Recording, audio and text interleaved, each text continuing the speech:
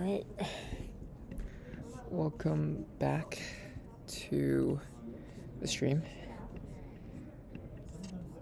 Yeah, that's pretty quick. So I found a new spot. It has a table now, which is nice. And what I'm going to do for this one is I have a few things I took notes on for my lecture. So I kind of want to review that and see what I can kind of remember and store in my long-term memory. We'll see. But today I had my class in deep learning, and so what we were talking about was the idea of loss functions and different types of loss functions. We also went over embeddings, which I'm not 100% sure what that actually is, and it was a bit confusing in class. So I think what I'm going to do is I'm going to open up GPT-4, and then also open up the slides that I have. So deep learning, CSC. EMD.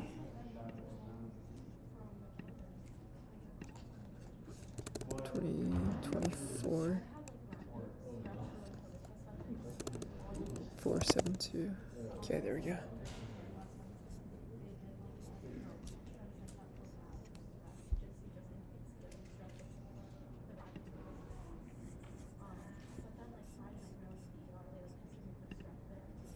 Okay, so can we use the same weights? So I have a bunch of numbers, not numbers, a bunch of questions here that were asked in lecture, or maybe questions that were answered in lecture. And so I think I'm gonna go over this and see what insights I can find. But okay, so first one is, can we use the same weight matrix / vector for different activation functions? And I think the answer to this is no, because when we're training a neural network on, I guess, a specific activation function, the weights that are learned on that neural network themselves are different than the weights that will be learned for different activation functions, because different activation functions have different outputs, multiple outputs. Okay, how does training work for neural networks? I think on a very broad scale, at a very high level, training a neural network is just being able to learn weights on different layers and different inputs.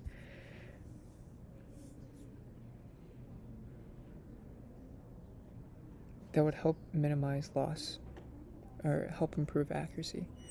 And so I think how a neural network works on a broad level is you have these different layers of neurons, and between each layer you'll have some type of transformation that's usually linear, and it results from having a vector of weights and then some type of data that's either inputted into the layer in the input layer or maybe outputted by some activation function.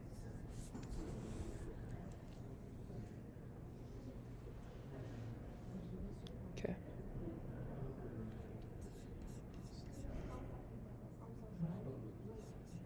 So how does ChatGPT say, how does training work for a neural network?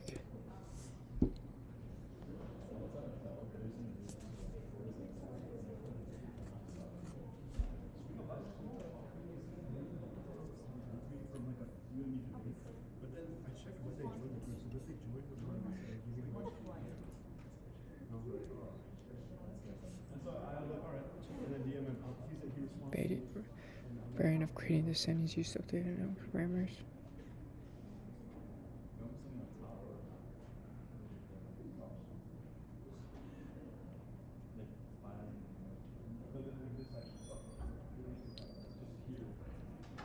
Put epochs, okay.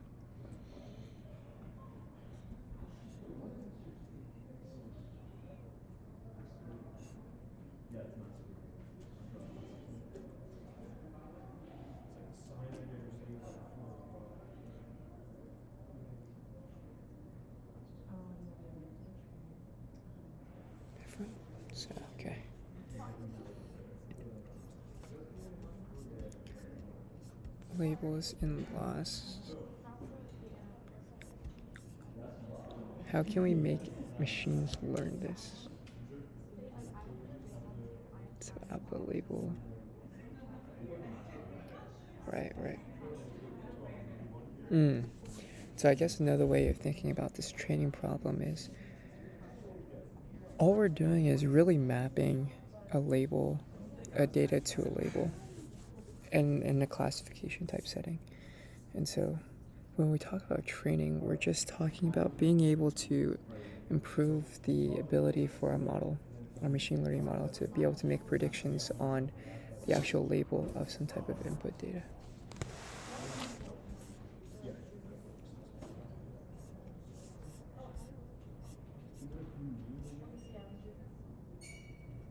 So this is what a professor had for our neural network.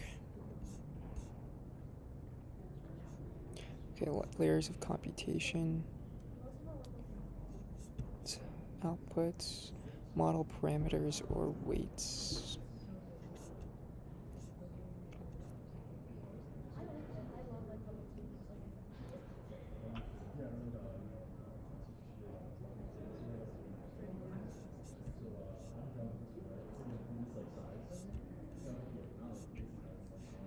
Provide signal to improve, 0 for correct label.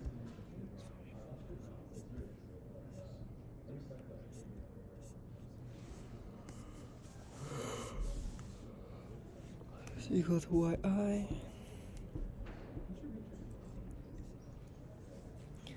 So usually, okay, I guess this goes into the second, some other problems that we can ask later on. So, what are some properties of loss functions? Okay, that's the second question, the third question here. And I think that really comes down to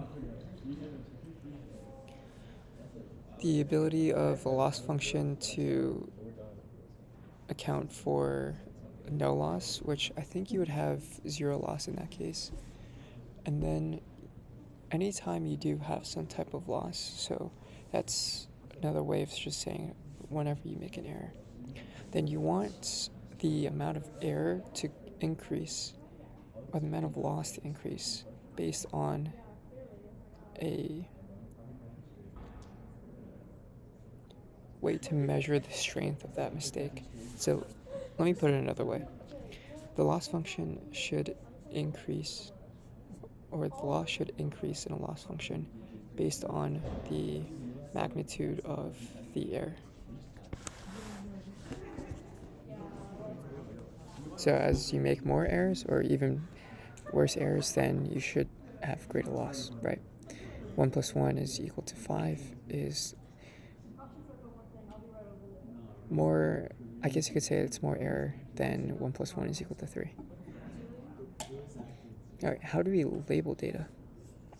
Yeah, actually, let me make some flashcards for this, actually. So, and then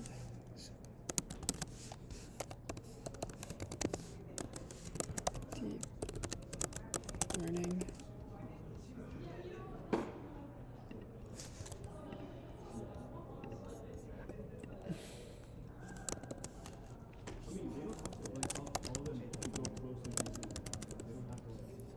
Labels and loss.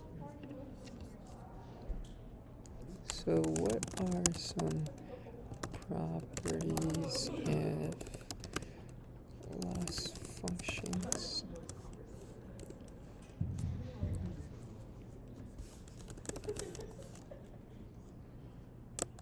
On a CMSU 472 watch.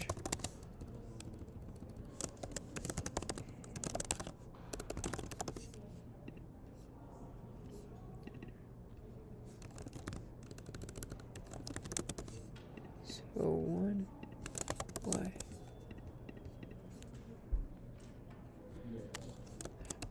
So some big properties are going to be loss functions should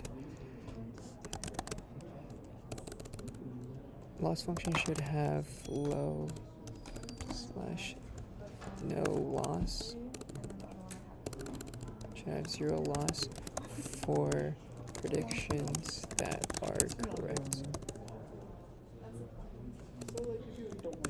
This is so that the weights aren't adjusted for.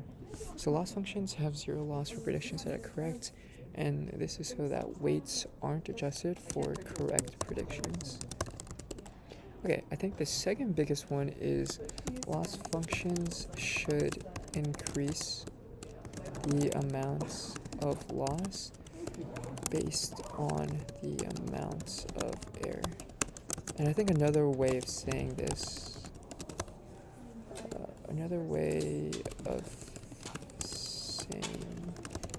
is that the function should be monotonically increasing.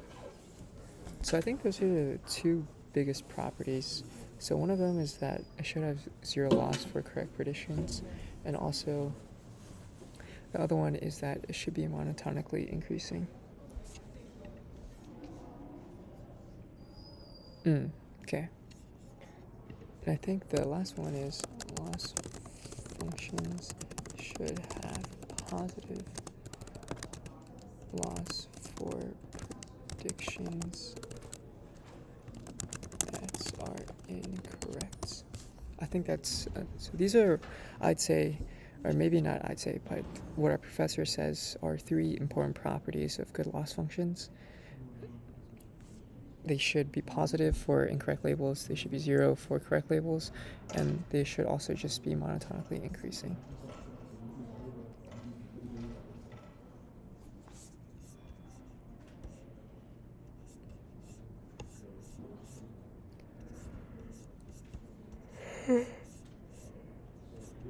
What's the chains here? I don't know. Labels and losses. Dangerous, good, class, actions, plus point, die, plus point, all disabled, ET.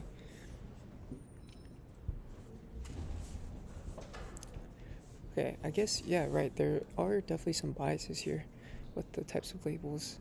First you could include the different types of columns. I feel like that introduces some inherent bias. And also the actual values here and what you put here could also introduce bias as well, like dangerous, whether it's good or bad. Oh, okay. Yeah, this is an important slide.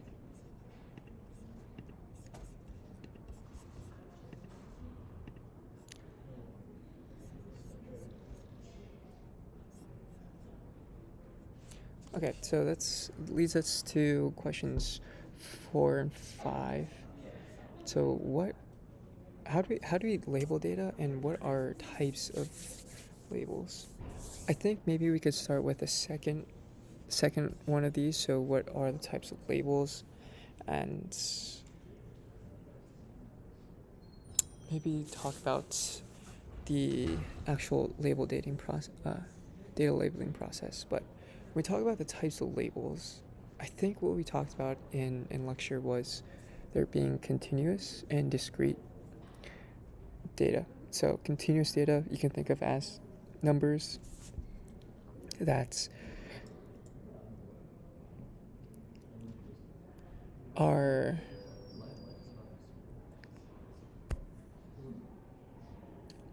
how should I say this? Numbers that are really, really, really, really, really close to each other. Maybe that's a weird way to explain it, but you can think of having continuous data as there's no gaps in between any data point. Discrete data, there are gaps in between. So an example is flipping a coin, heads or tails. That's discrete. There's a 50-50 chance on either heads or tails. I guess in continuous you can have an infinite number of possible outputs. Okay, I think that's a good distinction actually. So discrete, there is a finite number of outputs, continuous, there's an infinite number of outputs, so maybe an infinite number of labels. So with that being said, let's take a look at what's this.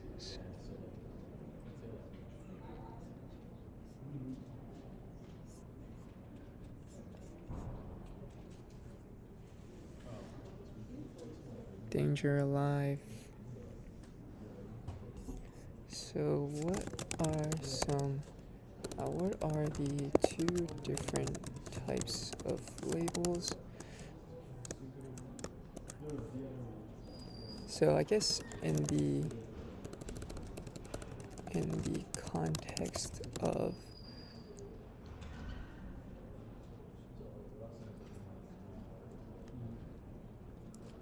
describing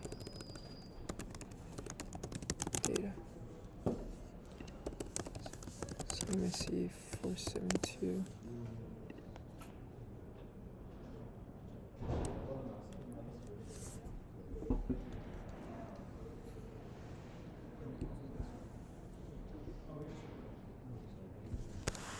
Okay, so two types of labels, big ones. Okay, so two types. There's continuous and discrete.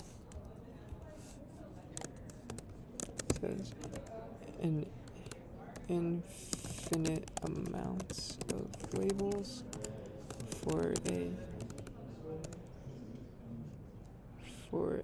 data points. Discrete, there's a finite amounts of labels for data point.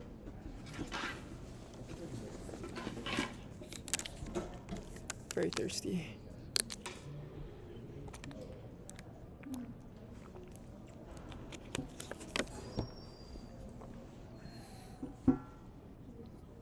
Binary classification, multi-class classification.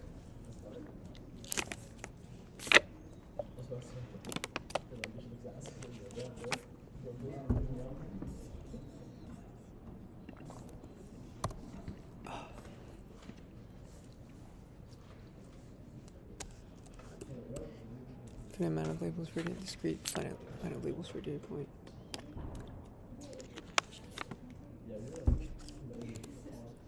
So what are examples of both? So examples,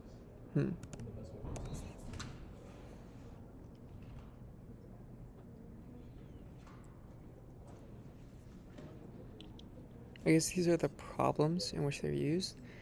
So continuous labels are used in regression problems, binary classification, multi-class classification, use discrete. Okay. Type of problems use these labels.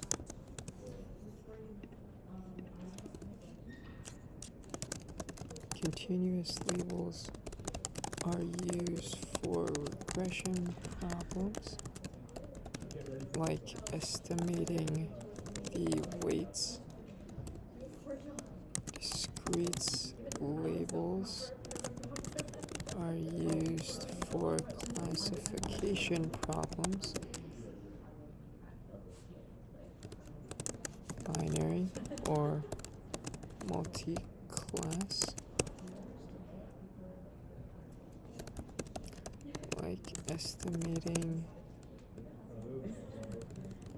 like classifying animals. Okay, classifying animals. Excuse me.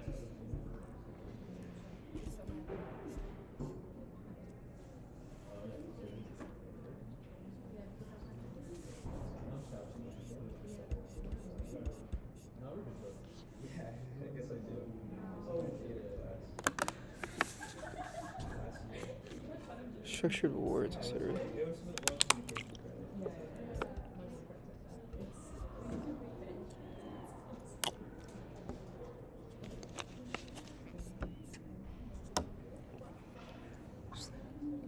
Continuous network output.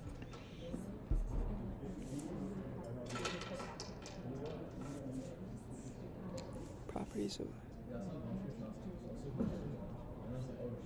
should losses be scalars? Nth norm of vector.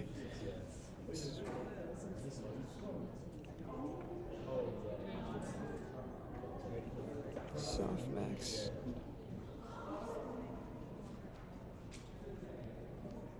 Why is sigmoid a special case of log loss? Right. Max margin loss. What is an embedding feature? How to train on embedding losses. How does embedding trading work?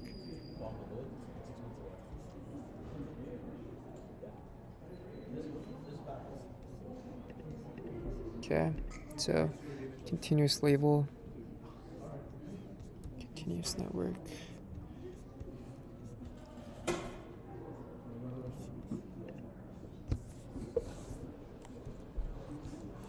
So what is, okay, so I think this was what I meant by give some examples of labels, because I remember our teacher talking about how maybe some computer vision models are labeled, and usually that involves people actually labeling physical points on a person's body.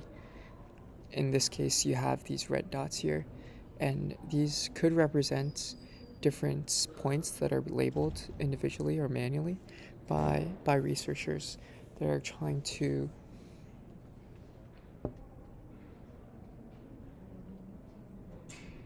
I guess that are trying to tell their model where each certain part of the body is.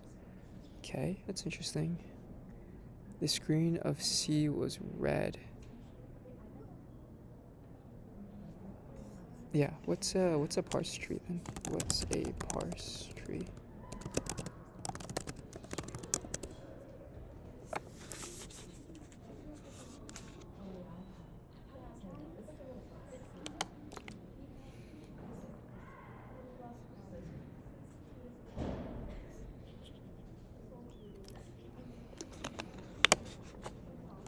So are parse trees used as labels in machine learning?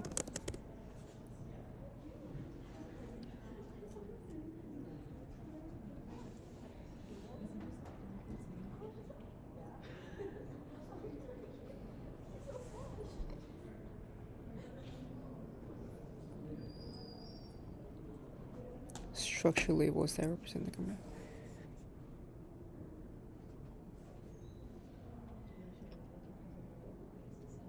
Machine learning models in these tasks are trained to predict these tree structures from raw text. Okay.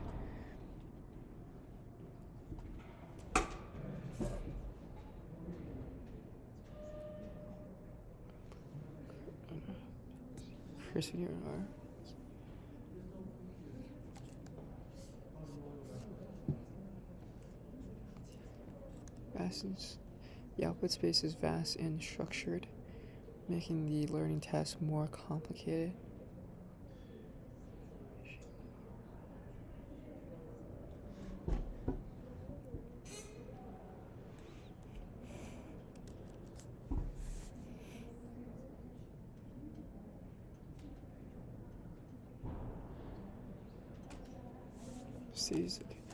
What is a structured label?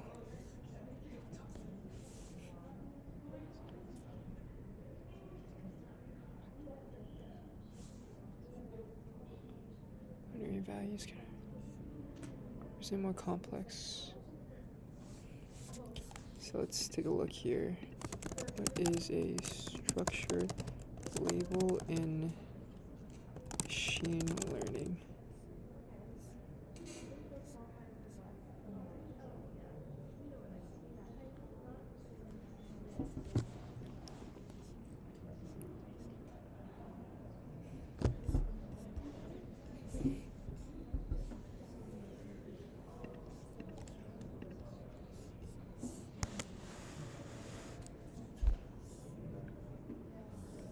Where's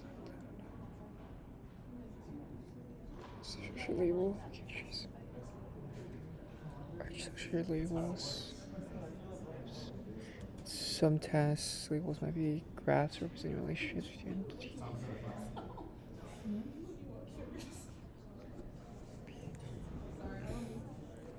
Okay, so what's our structured labels?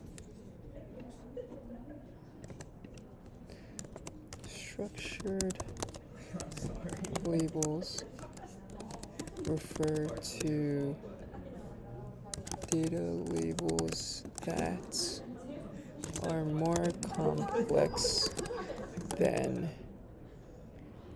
simple scalar values like strings or numbers.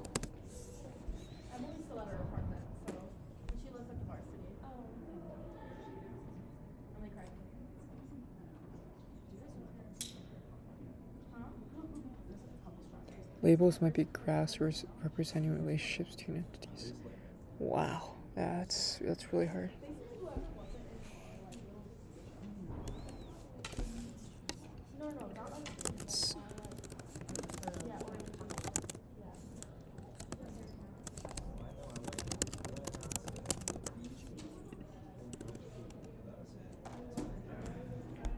So, trees. Parse trees. Example could be parse trees that are used in NLP, natural language processing.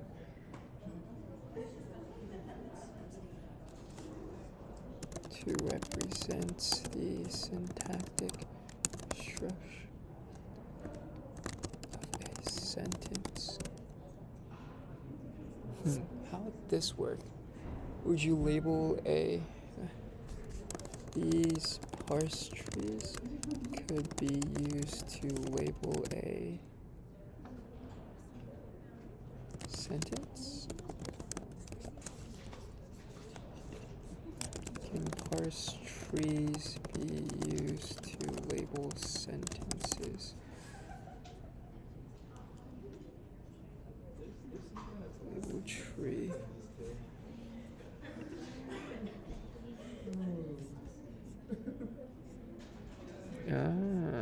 So yeah, I've never really delved deep into the field of NLP, but it seems like this is maybe a big thing. It is common to attribute label tree structures called syntactic trees or parse trees to phrases and sentences of human languages.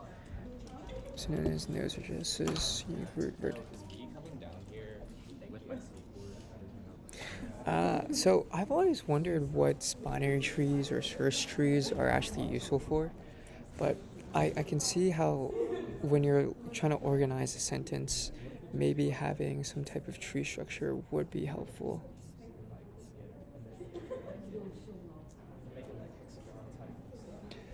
Also known as nodes or addresses, including a unique root vertex.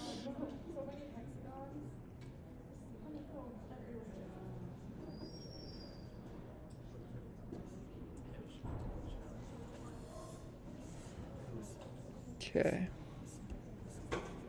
So 10 sentences and VP recursion.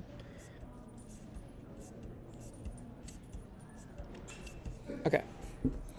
So I think that's okay for now. I don't have to go too deep into it, just surface level knowledge is okay.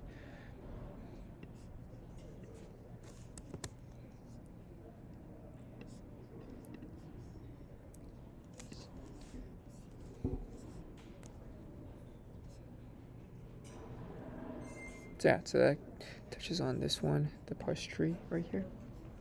So I might take a screenshot of this as well. Oops.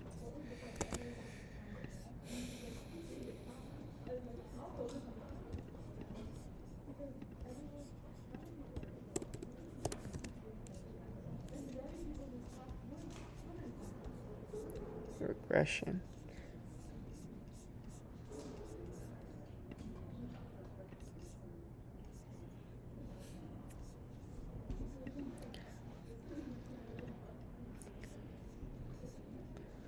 Right, should losses be scalars? Yeah, I think usually losses should be scalars.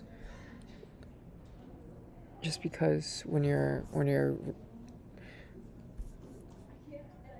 trying to estimate the accuracy or calculate the accuracy of a model, you're going to want a simple scalar value to represent the amount of error in your model, especially when you use loss for backpropagation.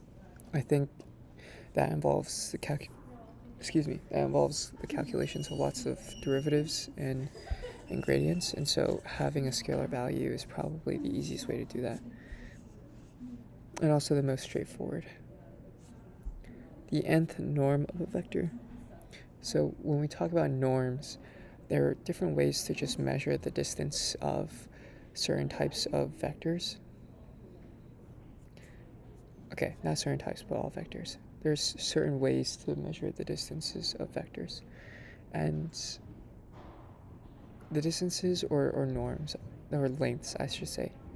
So these are ways to calculate the lengths of vectors.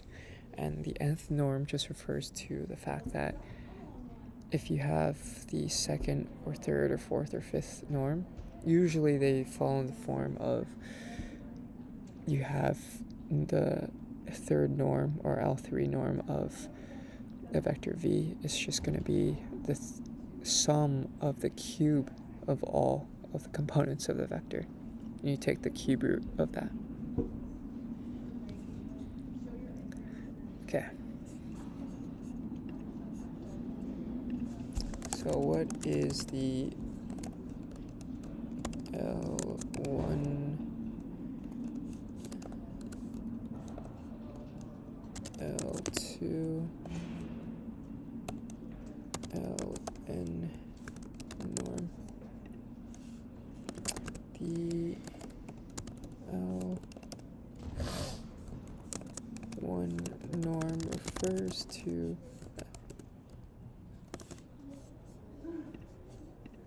these. What is the idea of a norm?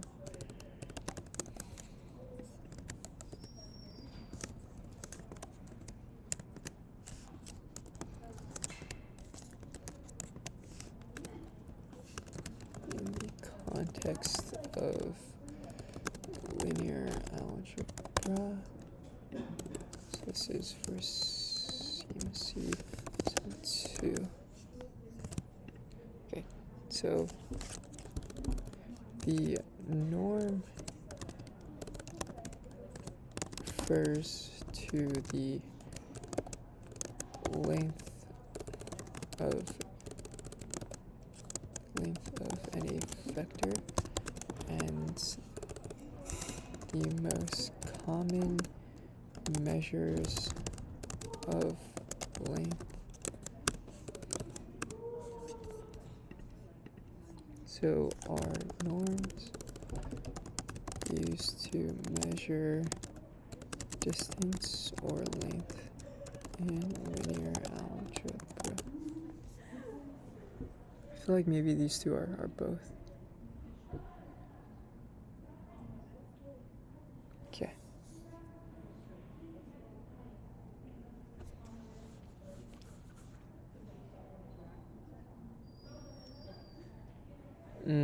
Distance, right.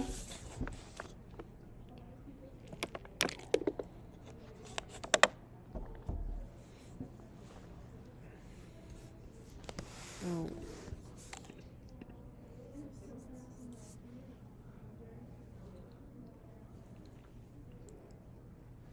Just of length, the L1 norm refers to the Manhattan cap distance. So this is going to be the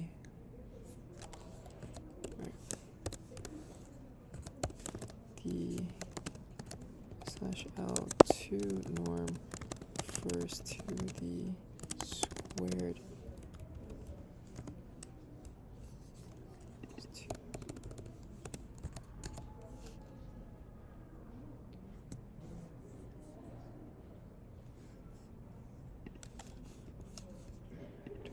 or the distance between two vectors, between any vectors.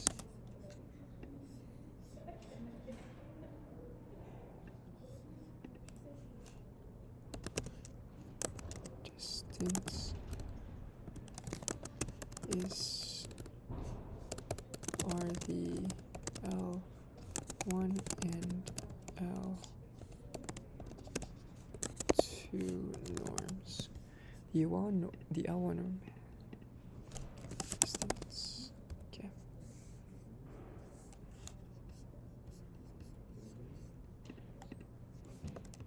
Can norms be used to find distance between vectors? How can it be used to find the length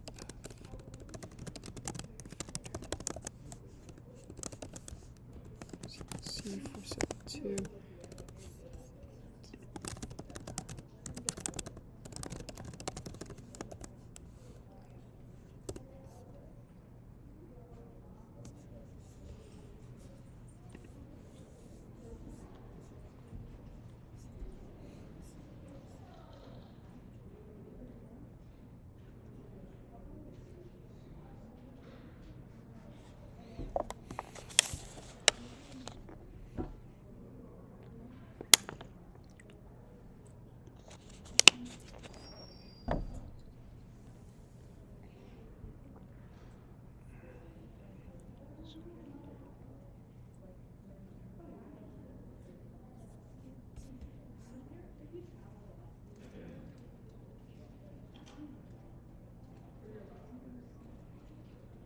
Distance is a function x by x gives to r.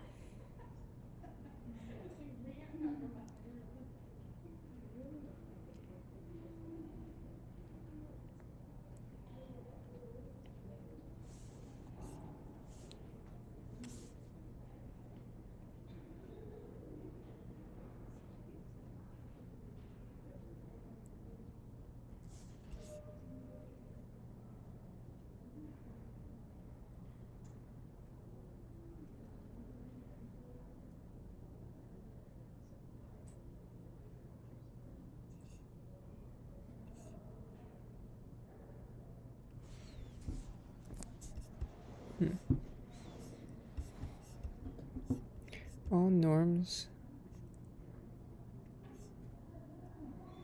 can be used to create a distance function like as in, but not all distance functions have a corresponding norm.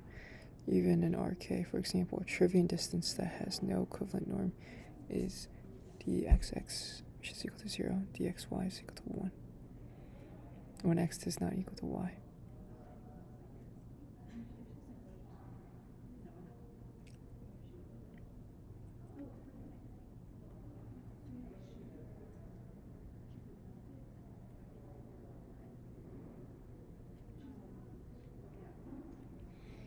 Yeah, wait, so what does this mean? Is equal to 1? It's just always equal to 1.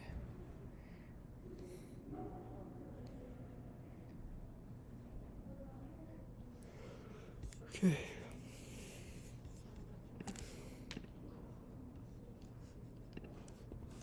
So the norm, even though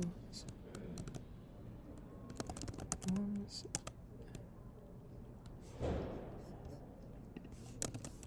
are they the same?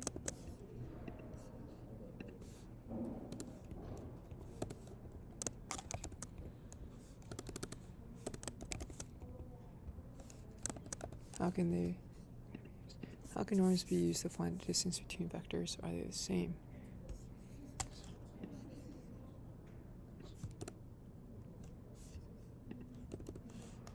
Bonus are norms and distances the same?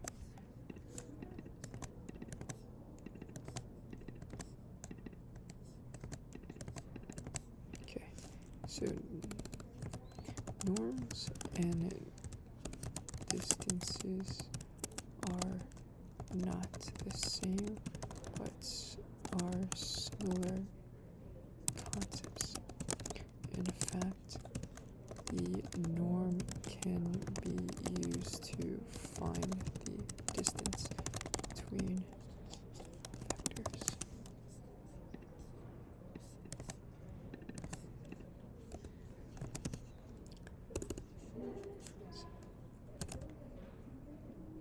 Distance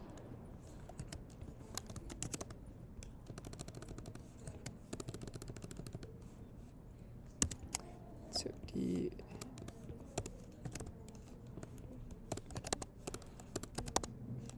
D is equal to the norm of x minus y.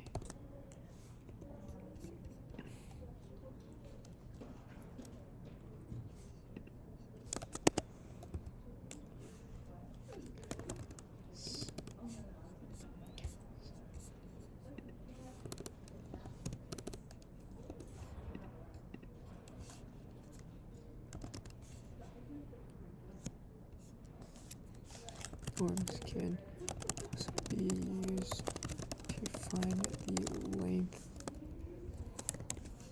of a single vector.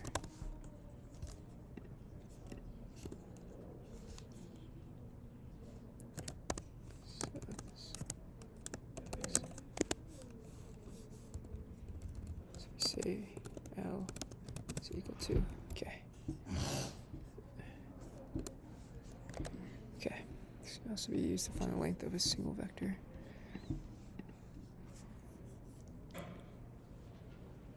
Okay, I think I should probably go towards the more complex problems.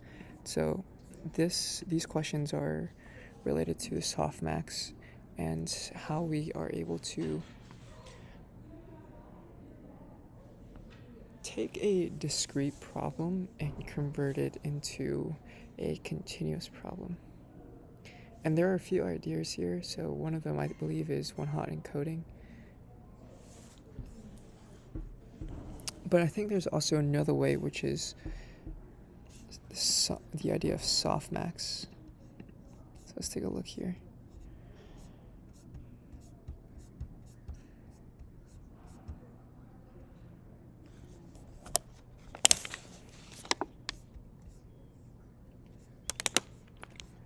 Yeah, so this is the problem right here. So we have a discrete label, but our neural network actually outputs something continuous. So it's not going to output 1, 2, 3, or 5. It might output 1.1, 1.2, 1.5. And so this is kind of the idea of multi-class classification through regression, I believe.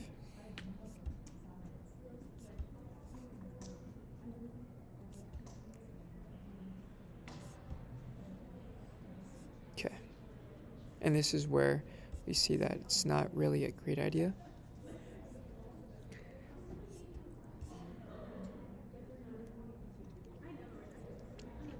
Where one-hot encoding could work. Oh, getting a call. Yeah, getting a call real quick. Let me get this. Hello? Hey.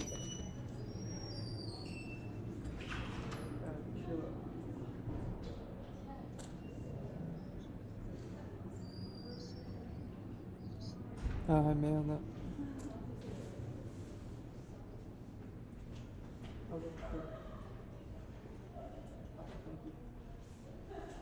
你们现在好了 recover 了 对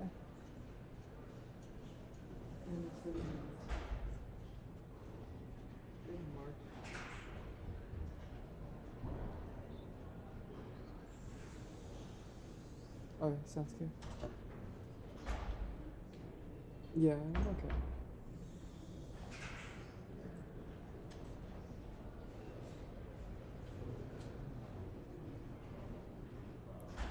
It's on mail, but yeah. Not keeping up. Yeah.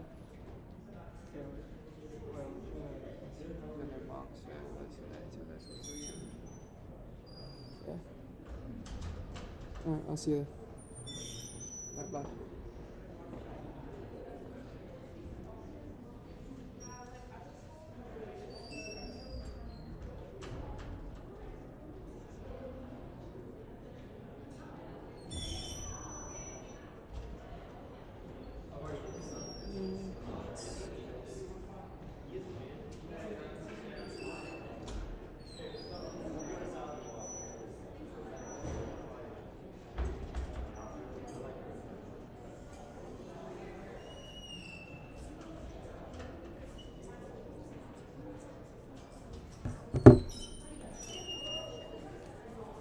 Okay.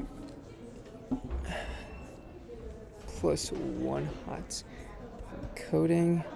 So this one I was a bit confused. I guess maybe it's not a good idea to use both 1 hot and code.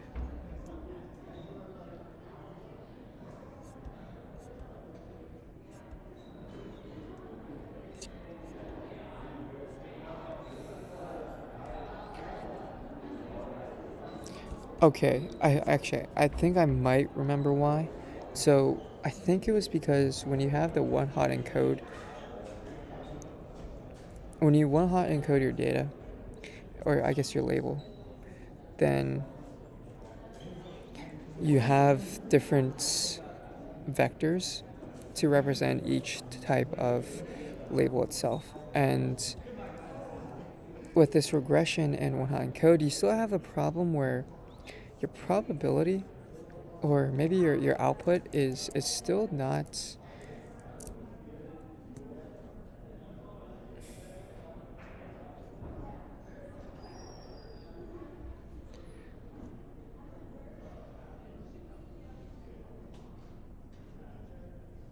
it's still not perfect.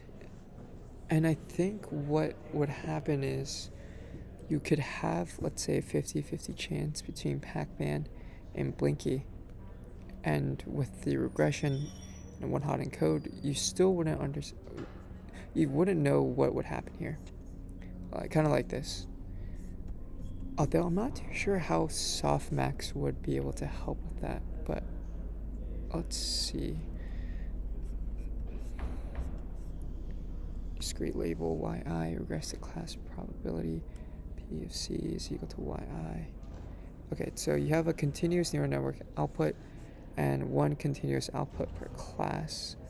Alright, so what you're trying to do then is trying to find the probability of Pac-Man, probability of Blinky, probability of Cherry, probability of Strawberry. And what was the output before? Okay, so what we had before was we had a label itself, and I think we would try to match the label with the 1 hot encoded version. But now this is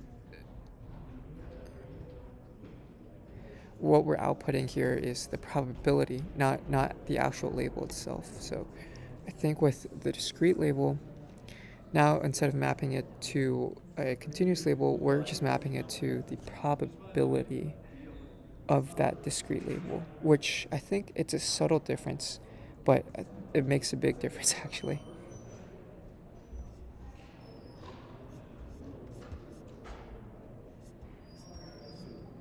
Okay, so I feel like I think that's what's going on here.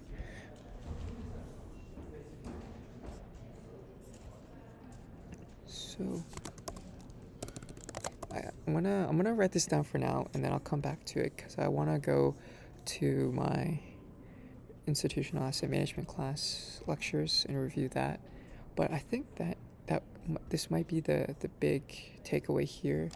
So why would one prefer using softmax in the multi-class classification setting for discrete labels?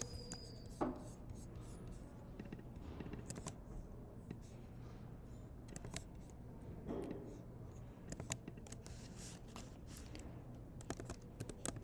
think this has to do with the outputs of the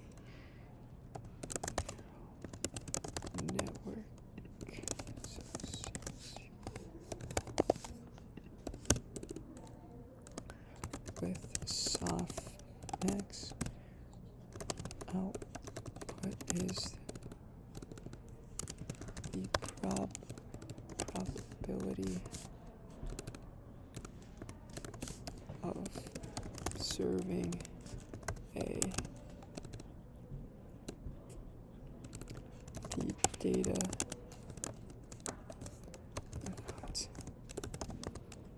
belonging to a specific class.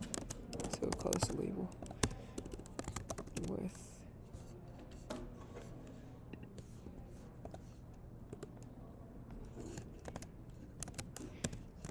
over regression and one hot encoding. So with regression and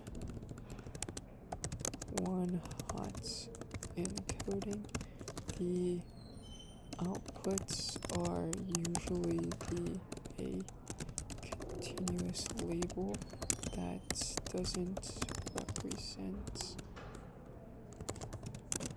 probability, but more so a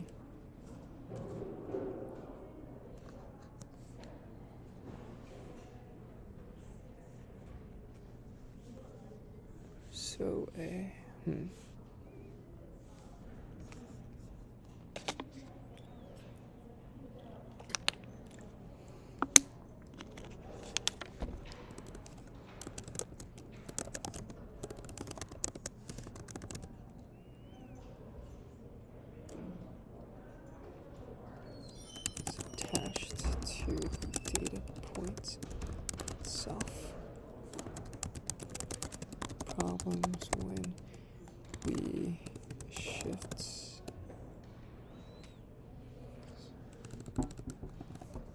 what are the problems here? Okay, so it's good for now. I'm gonna switch over to, I believe this is Monday's lecture. Although this was about sovereign wealth funds, I think I would much rather take a look at pensions and endowments.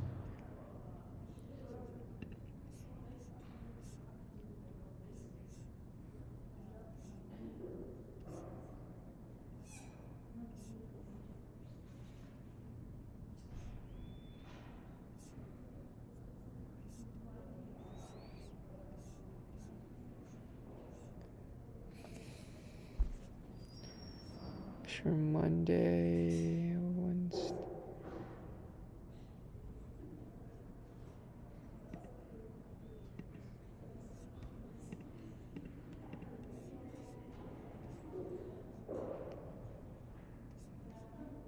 Okay, I think this is my very first lecture. Okay.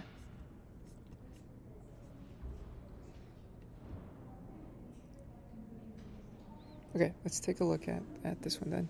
So Monday, January 26th, 39th. How do we outperform the market? Find your edge.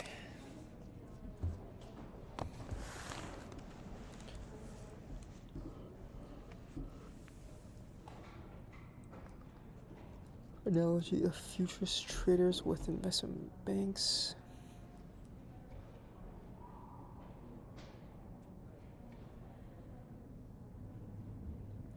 Oh yeah, this is a pretty key insight actually.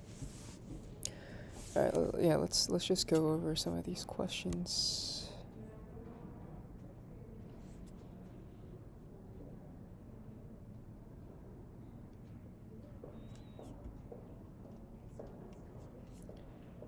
Variance. Oh my god.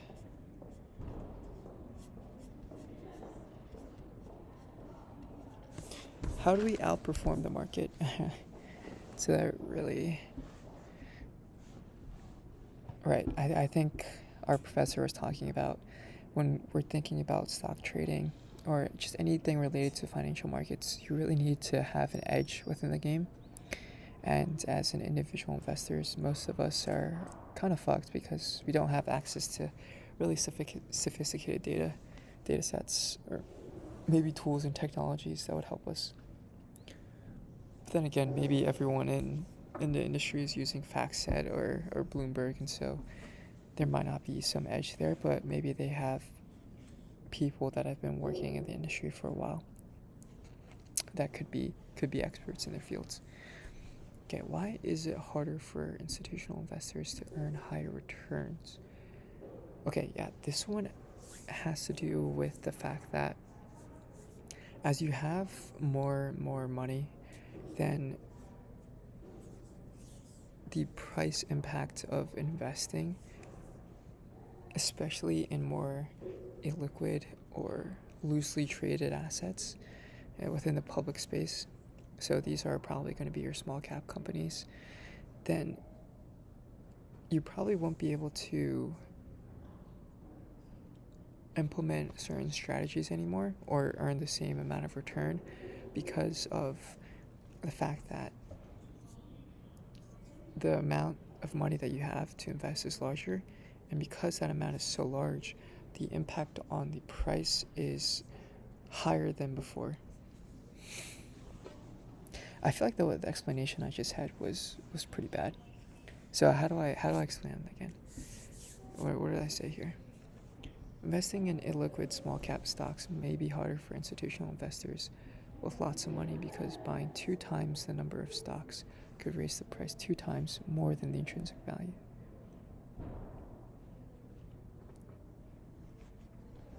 Okay, I guess that's a simple example, right? So let's say I had a strategy where I invest in a small cap stock. I put in $100,000, and that really has no effect on, maybe that moves the price up 1%. And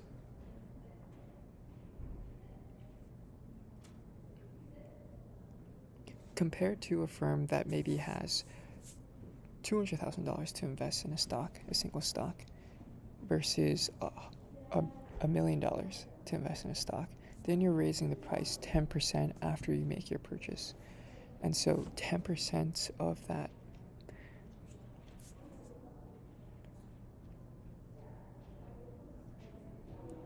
So 10% of that price impact is already eating away at possible returns compared to, okay, I guess that makes sense. Let's start over again. You have 2 firms, right? One that is investing $100,000 in a small cap stock, pushes the price up by 1%. And then you have another company that buys, let's say right after the small cap stock, thinks it's still undervalued, and purchases $1 million worth of shares, and that pushes up the price by 10%. So the small cap, the smaller company, the smaller investment firm with $100,000 already has a 10% increase in their returns, while the larger investor still has their money has just recently invested their money inside the business.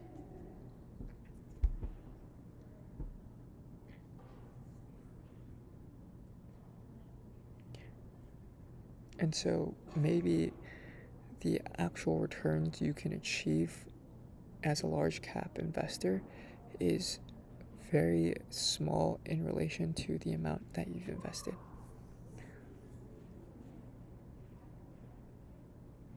Okay. So I think that's probably a good one. That's a good one.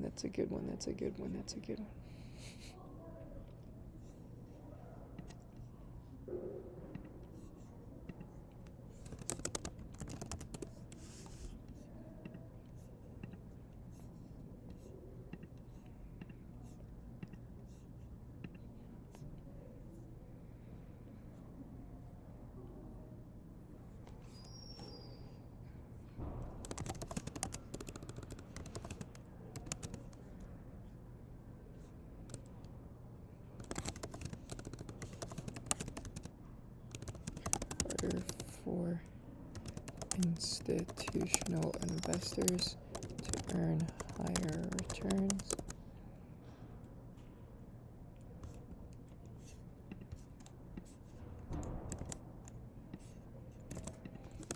institutional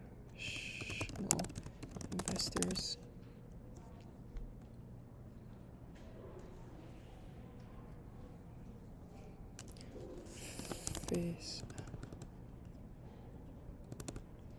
have larger price impact compared to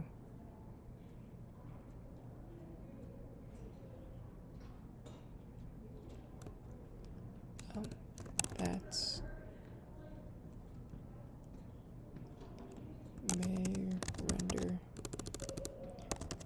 previous strategies useless. Example would be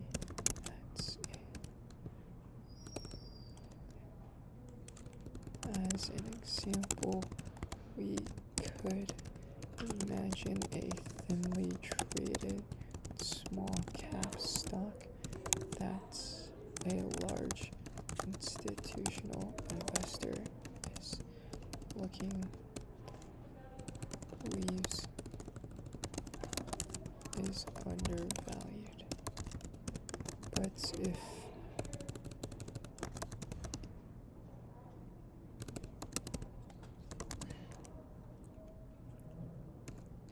investor were to put in dollars, would a fraction of, let's say it represents 1% of assets under management,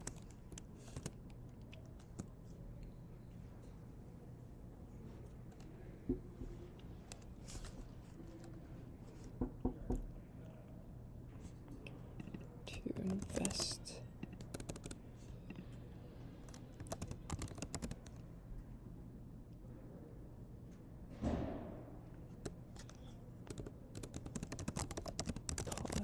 But if the investor were to invest $1 billion, let's say it represents 1% of assets, price to approach rise 10%, rise 20, 30, 10%, and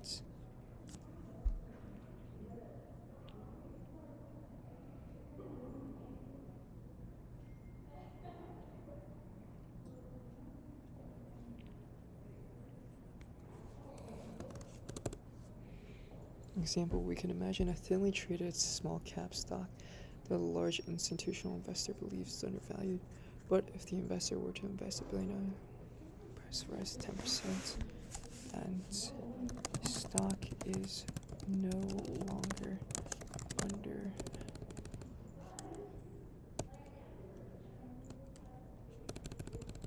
future returns on the stock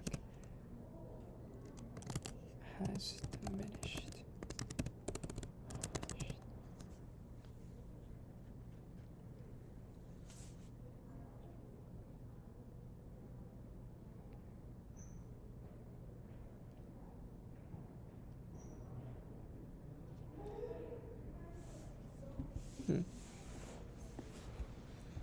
It's diminished. Okay.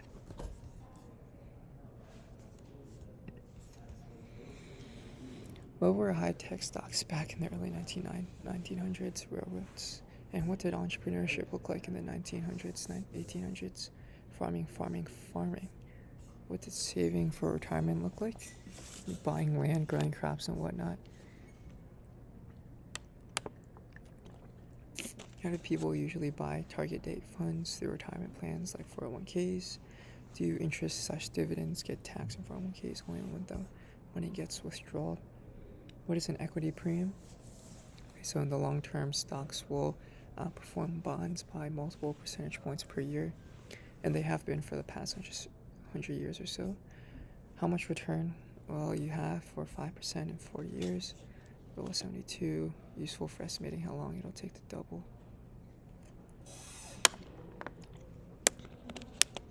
So how does the rule of 72 work, though? I kind of forgot.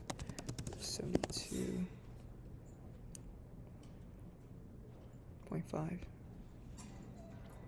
This percentage, so 5 divided by 12, okay.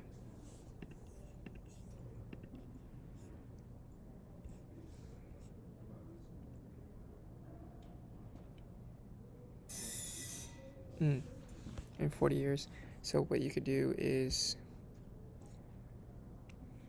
take 72 or 70 divided by 5. It's probably around 12-ish, 13, 14.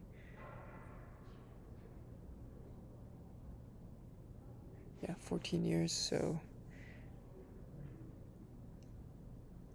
maybe it'll triple.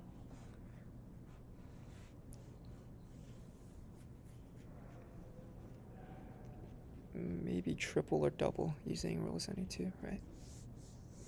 What are alpha and beta commonly used for? Coefficients for linear regression. How does 100 minus h rule show? Beta is equal to risk of equities. Beta is the risk-free rate. Not too sure what I mean by here. Yeah, because they're trying to match an index. In reality, the alpha might be negative because they are at a cost. What happens when someone tries to sell some stock short? They need to borrow shares to sell. Standard deviation. A high variance of error E from the index.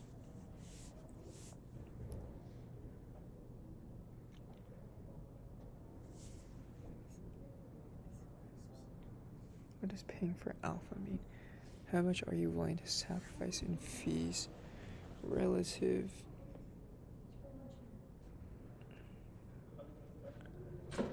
fees returns? How do ETFs not deviate from the underlying index? Okay. Oh, right. So we talked about how ETFs are they don't really deviate from the underlying index, and that's because of authorized participants, which I think went into the market and possibly buy up shares and give it to the ETFs. I'm not 100% sure on that.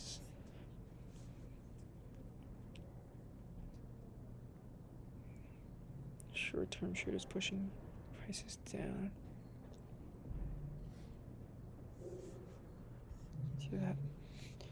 Higher ETF fees generate higher short selling activity, since short sellers can capture the fees passed on to investors. How the fuck?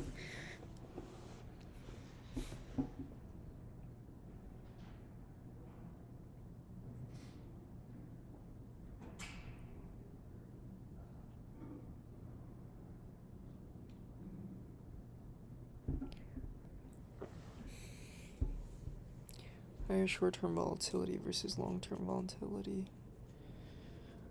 Oh, excess volatility versus mean reversion. Information is in the stock price and how do active managers affect it. Stabilize or destabilize markets. Beta.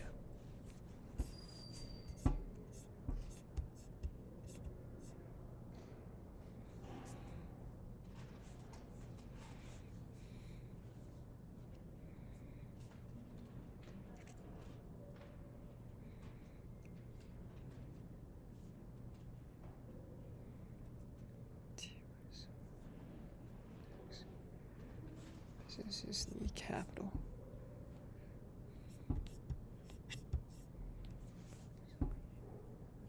Cash flows serves as a tax shield.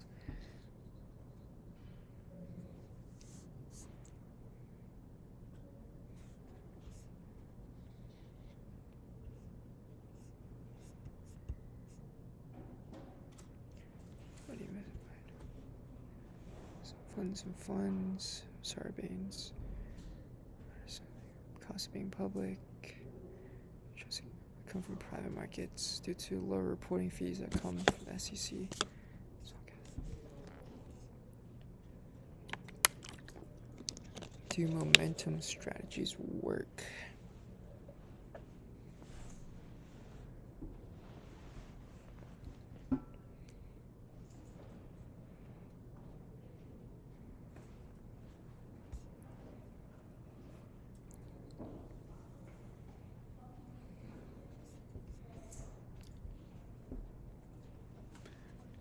It's private equity companies. Plan harvesting investing. Does Yale have? Okay.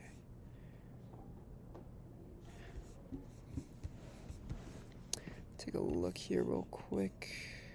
Oh, not. So UMD.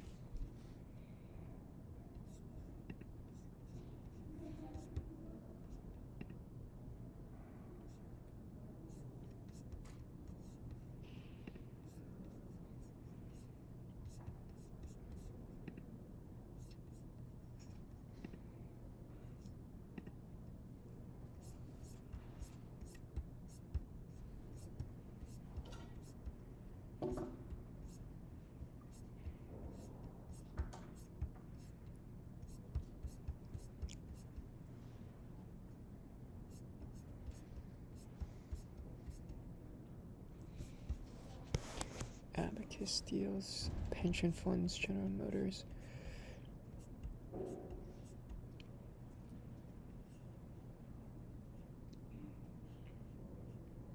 Breaking.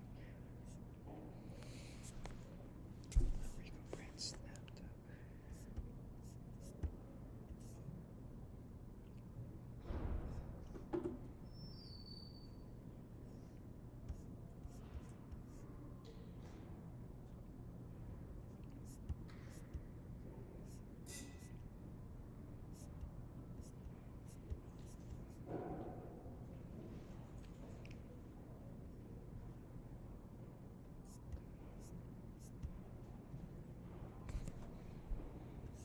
Systematic risk, okay.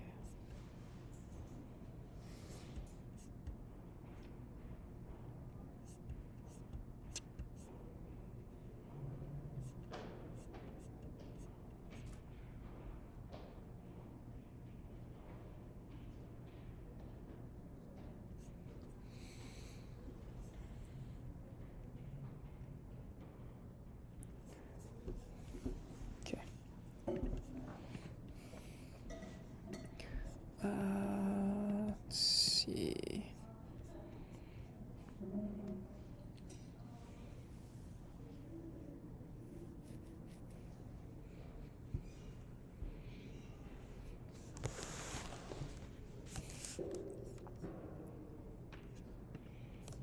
Okay.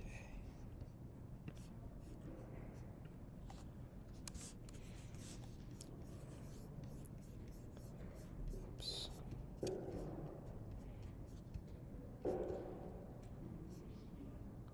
People, okay, so how do people usually buy target date retirement funds? I think it's an interesting question too. This has to do with our talk about Vanguard and how they really are one of the biggest providers of target date funds. So what is a target date fund? A target date fund is a portfolio of assets that changes over time, and that change in asset allocation has to do with the actual age of a person. Or maybe instead of age, you could say it's the time until the fund matures, in the sense that the target date is approaching. So, target date fund is a common investment vehicle used by retirees.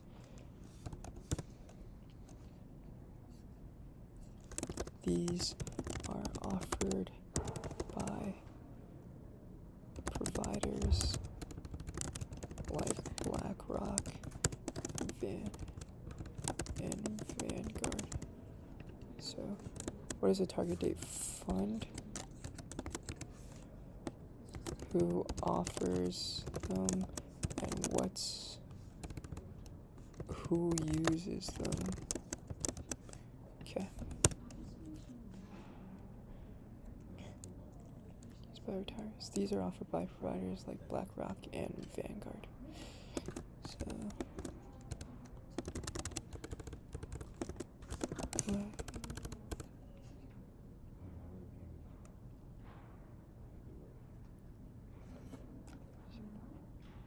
Vanguard, who offers them.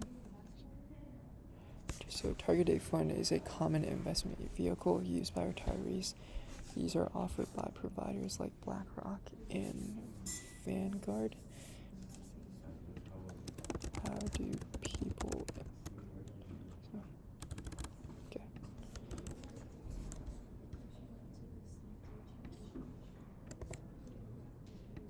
Common investment vehicle used by retirees.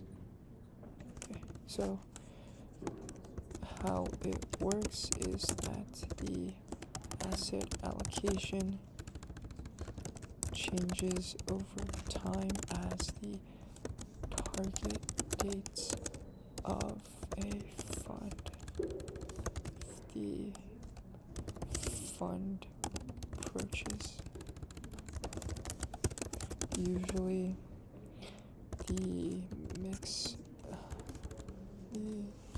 fund allocates less towards equities and more towards fixed income as the target dates approaches.